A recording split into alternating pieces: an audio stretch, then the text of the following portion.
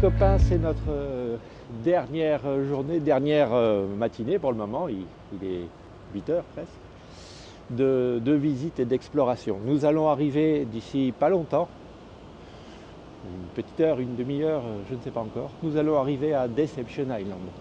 Alors je suis sorti sur le pont, il fait beau, hein, vous le voyez. Je suis sorti sur le pont pour vous montrer l'arrivée à Deception Island. Deception en anglais, ça veut dire tromperie. Je vous raconterai tout à l'heure les légendes, les histoires sur le nom de cette île. Deception, elle porte bien son nom et vous allez tout de suite comprendre. Deception est une île volcanique, c'est une caldeira. C'est un volcan actif. Sa dernière éruption un peu majeure, c'était dans les années 60-70. Elle est pile en face de nous. L'entrée à l'intérieur de la caldeira est droit devant. Et donc c'est plein de brouillard, c'est-à-dire qu'on va avoir une visibilité quasi nulle pendant la journée. On verra quand on sera à l'intérieur. Là, ce ne sera pas question d'aller faire une balade sur les hauteurs comme on l'avait fait il y a quelques années déjà. Parce que nous sommes déjà venus 2 fois avec Béatrice. Nous sommes déjà venus 2 fois ici. Bon, voilà, l'approche de Deception est une déception. On est, voilà, je vous l'ai mis sur la carte, hein, on est au sud-ouest des îles du Shetland du Sud, au nord de la péninsule. En fin de journée, on va reprendre la mer et reprendre le passage de Drake pour rentrer à Ushuaia. Il nous faudra un jour et demi de navigation pour y arriver. Et ensuite avion, Buenos Aires, et retour à la maison. Enfin, par Paris. A plus. Alors les copains, il est 8h10. On a fini le petit déjeuner. Je suis sur le pont numéro 11, tout à fait en haut du bateau, à l'avant. Et il commence à y avoir pas mal de monde qui attend l'entrée dans Deception Island. Alors, ça y est, on s'est un peu rapproché, donc on aperçoit l'entrée qui est pas mal dégagée. On ne voit pas les hauteurs de l'île. J'essaye de vous mettre ça sur un appareil photo en zoomant un petit peu pour que vous voyez, ça va être sympa. Alors ce qui est sympa, c'est que partout autour du bateau, on a des petits points blancs, ce sont des petits gars, les petits manchots, qui partent pêcher. Alors je présume, voilà, je dézoome, n'en veuillez pas, hein. Vous n'avez que l'océan. C'est juste histoire de vous donner, voilà,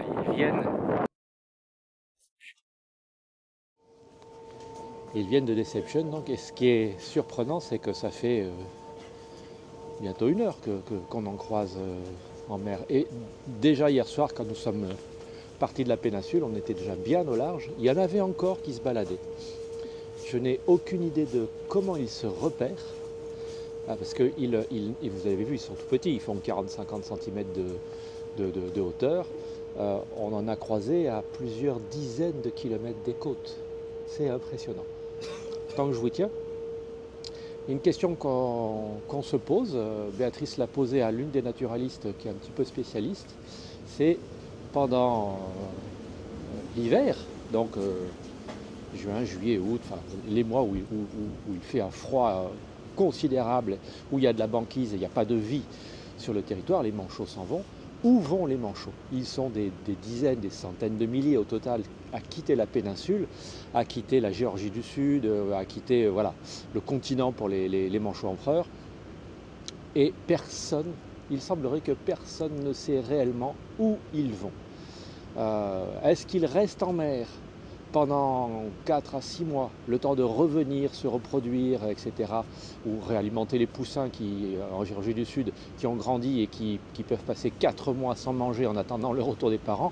Personne ne sait vraiment où vont ces petits gars pendant les mois d'hiver. C'est étonnant, hein? Alors, Deception. Pourquoi Deception?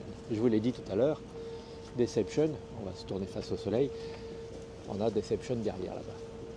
Deception, en anglais, ça veut dire tromperie. Tromperie, pas dans le sens monsieur trompe sa femme ou madame trompe son mari. Ça veut dire j'ai été induit en erreur. Quand on est au large, quand on est chasseur de phoques au 19e siècle, peut-être même au XVIIIe, et qu'on aperçoit une île sur l'horizon, on se dit tiens, un refuge, on va pouvoir se reposer un peu, on va pouvoir peut-être trouver de l'eau, peut-être trouver des phoques à chasser. Et en fait, cette île, pour l'essentiel, est totalement hostile à l'extérieur. C'est une caldeira, donc ce sont des falaises, et il n'y a aucun accès. Il y a juste la petite trappe d'accès par laquelle nous allons entrer. S'il y a trop de vent, on s'échoue. Il y a eu des dégâts, il y a eu des bateaux qui ont coulé ici. S'il n'y a pas assez de vent, on ne peut pas rentrer dedans, puisque à l'époque des bateaux à voile, ils n'avaient pas de moteur pour rentrer dans ces choses-là. Et surtout, s'il n'y a pas de vent à l'intérieur de la caldeira, on ne peut pas en ressortir. Bref, potentiellement peut-être une tromperie sur, sur la qualité de cette île et de ses approvisionnements. Pour la petite histoire, ensuite, à Deception, les premiers à y avoir été en quantité, ce sont les chasseurs de phoques. Ils ont exterminé la totalité des phoques présents sur l'île, donc des dizaines, des centaines, des milliers de phoques. C'est ce qui s'est passé d'ailleurs en grande partie sur la péninsule également. Les chasseurs de phoques ont été les premiers et ils ont exterminé une grande partie des populations de phoques de cet environnement. Puis sont venus les baleiniers qui ont pris le relais pour la graisse de baleine, et les produits dérivés comme les fanons dont on parlait l'autre jour, ce sont des produits dérivés. La viande n'était pas forcément consommée. Ici, à Deception, c'était une énorme station baleinière puisque c'est protégé, c'est abrité du vent, c'est une espèce de port naturel. Il pouvait y avoir une dizaine, une quinzaine, une vingtaine de baleines alignées côte à côte sur la grève, en train d'être découpées avec les marins bouchés qui baignaient dans le sang de la baleine. C'est quelque chose d'industrialisé, d'épouvantable, et les baleines à bosse, ont quasiment été exterminées de la région également. Vous allez voir la taille des installations tout à l'heure. Vous allez comprendre l'ampleur de ce massacre, les Norvégiens ayant été bien sûr les plus forts à ce jeu-là, de l'extermination des baleines. Et ça continue.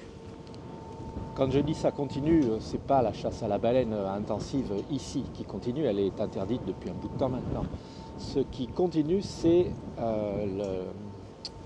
l'extermination des espèces vivantes ici.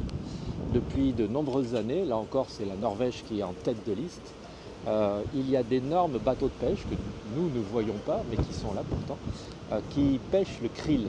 Le krill, vous savez, c'est ces micro-crevettes, toutes petites crevettes, qui sont la nourriture des phoques crabiers, qui sont la nourriture d'une partie des manchots, qui sont la nourriture essentielle des baleines à bosse et de ces grandes bêtes. Le krill, il est pêché pourquoi? Parce que nous, les êtres humains, on ne le mange pas, le krill. Non, non, il est pêché, il est ramené en Norvège et il sert d'alimentation pour les élevages de saumon. Vous savez, le bon saumon fumé norvégien qu'on aime tant pendant les périodes de Noël, ou le saumon à longueur d'année qui vient de Norvège, il est en partie nourri avec du krill pêché ici en Antarctique. Ça a quoi comme conséquence de pêcher des grandes quantités de krill? C'est qu'à chaque fois qu'un bateau se remplit de krill, ce sont des centaines, potentiellement des milliers de phoques qui n'ont plus à bouffer. Ce sont des dizaines, potentiellement des centaines de baleines à bosse qui n'ont plus à bouffer pour chacun des bateaux qui partent chargés à bloc de krill. C'est-à-dire que sans chasser les phoques, sans chasser les baleines, petit à petit, ces espèces disparaissent, simplement parce que nous autres occidentaux, on aime bien manger du saumon norvégien. Je n'ai rien contre la Norvège et les Norvégiens en tant que tels, mais en soi, cette chose-là est inconsciente parce que ça modifie profondément l'écosystème ici. Sans phoques, sans baleines, sans krill, il n'y a plus de vie en Antarctique, et plus de vie, personne ne sait vraiment quelle est la conséquence. C'est pas bien. Voilà, petit à petit, on se rapproche de notre destination.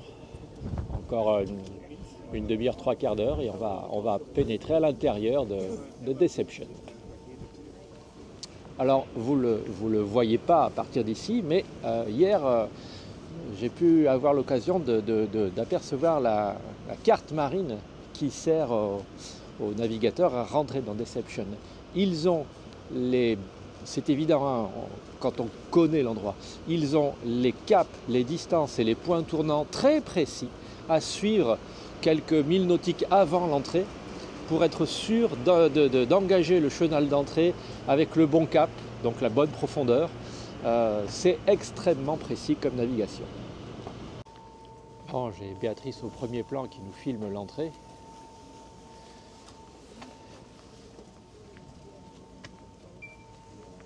Tout le monde essaye de garder un petit souvenir de ce moment.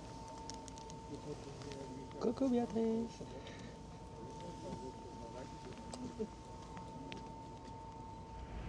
Alors c'est un truc qui ne trompe pas, c'est qu'il y a au moins une colonie de manchots sur l'île.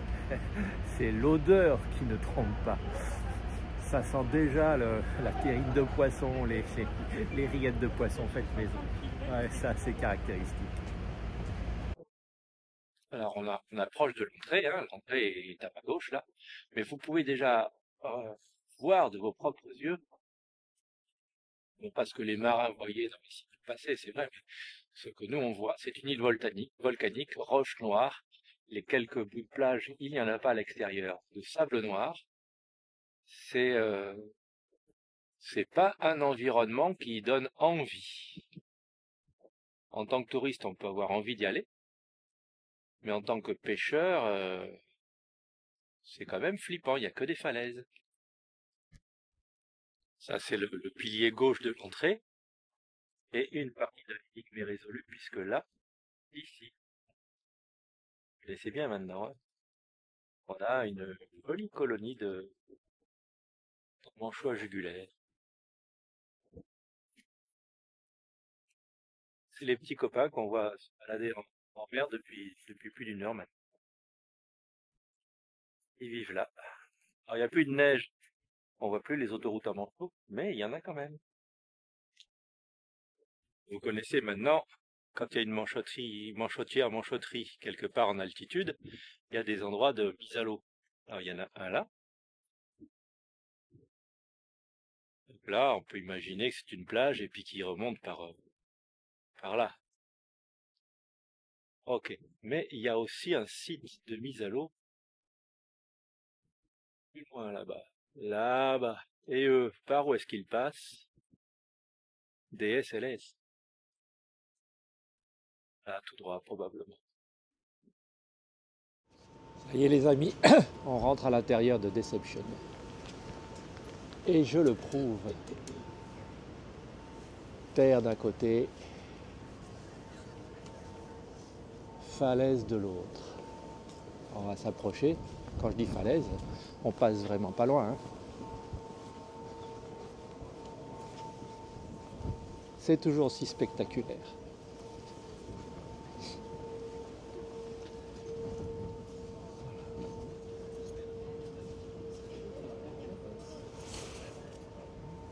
Vous comprenez maintenant pourquoi les points de navigation sont ultra précis sur la carte et les caps à suivre sont ultra précis et les points tournants sont très précis. Ça ne s'improvise pas une entrée dans une île comme ça. Et nous on va aller à l'intérieur de la baie qui est juste là, juste à droite, à Whalers Bay. La baie des baleiniers. On s'appelle comme ça, parce que les baleiniers s'étaient installés ici pour dépecer les baleines. Et en face, là-bas, vous avez les fameuses installations. Parle.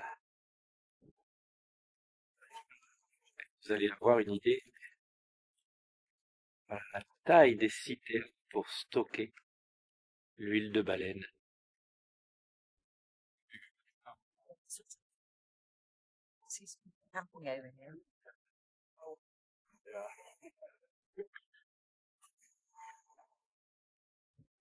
Drôle d'endroit. On essaiera de trouver des informations sur ce petit bateau. Voir d'où il vient, ce qu'il fait. En recherche, croisière. Ça sent le débarquement. Ils viennent de démarrer l'annexe. Alors c'est pas moteur démarrage électrique, hein, c'est démarrage à la main. Peut-être vont-ils à terre récupérer les copains qui sont là-bas. Allez savoir.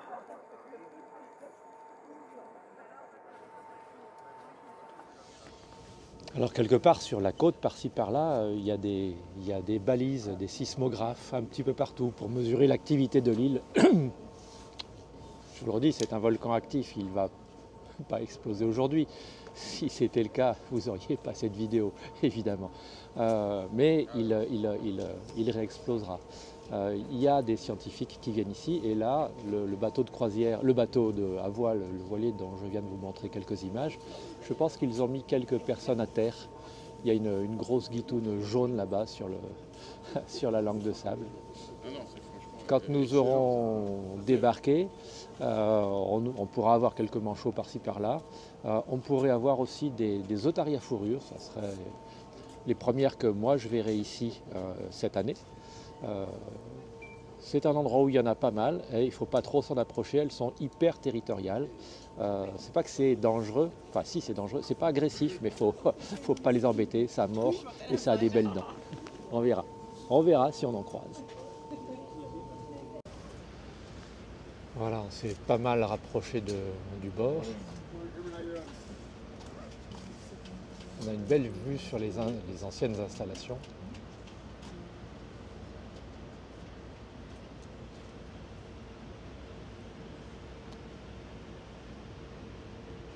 Encore un petit peu de vapeur sur le plan d'eau là-bas.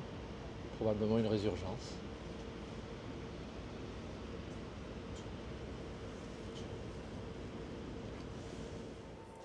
Voilà, on est arrivé quasiment à notre point d'arrêt. Je vous fais un petit zoom juste sur les installations. Voilà, je vous les ai montré tout à l'heure, la taille des citernes. Impressionnant. Voilà, des restes de chaudières, de bidons, on ne sait pas quoi. Les habitations. C'était rude quand même de vivre ici. Allez, je vous fais un petit panorama à partir d'une partie des installations sur l'horizon vu de la caldeira.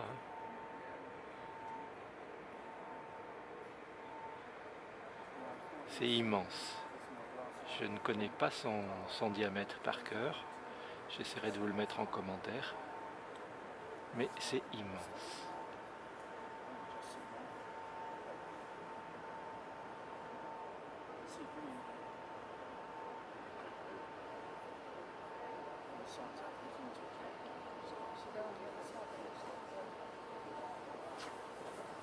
Et là-bas, c'est l'entrée.